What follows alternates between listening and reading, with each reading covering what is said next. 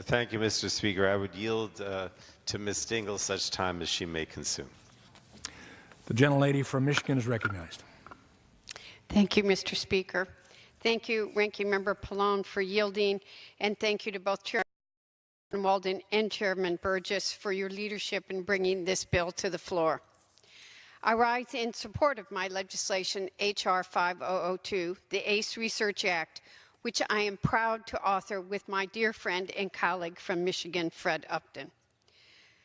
I have lived on all sides of the opioid epidemic. My father was addicted to opioids before anyone knew what it was or before anybody talked about it.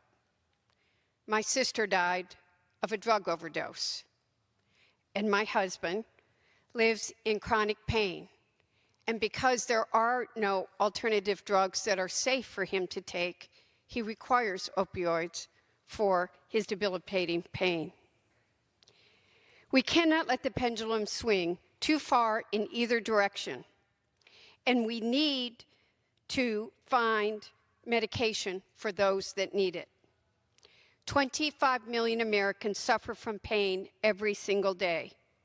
And while pain may not be the fifth vital sign, it is still a major issue that needs to be addressed in modern medicine. We cannot stigmatize people who legitimately suffer from real pain. That will only make the opioid epidemic worse. If you have lived with someone in chronic pain like I have, you know how complicated this is. People in chronic pain are being stigmatized now for seeking treatment that will allow them to live a decent life. People are coming up to me with metastatic cancer, concerned that they're not going to be able to get medicine to take care of their pain. And unfortunately, here's a reality none of us talk about. Non-opioid pain medicines like Tylenol or Motrin come with serious side effects, especially for those that take them every day.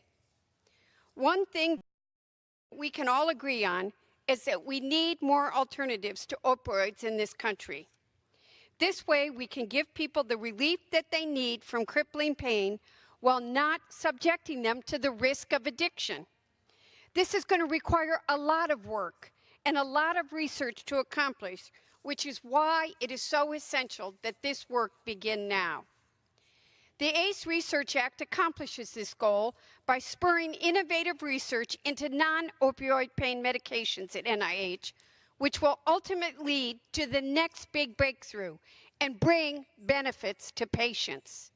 This bill gives the NIH director what is known as other transaction authority, so the NIH will be able to more easily partner with innovative companies who are working with cutting-edge technology to address the opioid drug crisis and other public health threats.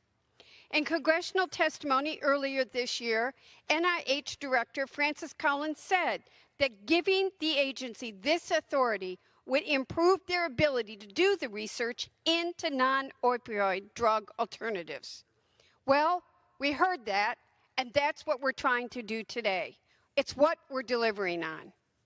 There are so many people focused on the opioid epidemic these days, but many small startup companies are hesitant to partner with the federal government on research because the terms of a grant or a contract are too rigid and no other options are available to them. The ACE Research Act will ensure that NIH is able to partner with real innovators on research. You never know where that next breakthrough might lie, and this bill is going to ensure that we leave no stone uncovered.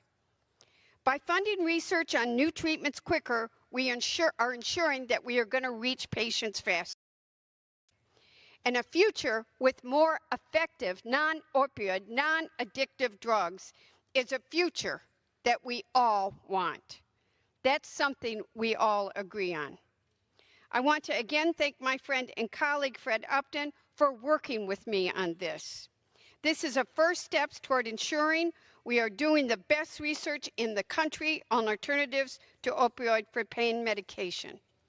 And I also want to thank our chairman and our ranking members and all the members for making today the first step. I know too well what the pain is across this country, and what we're doing today is a beginning. We need to work together in a bipartisan way to address what is hurting families across this country.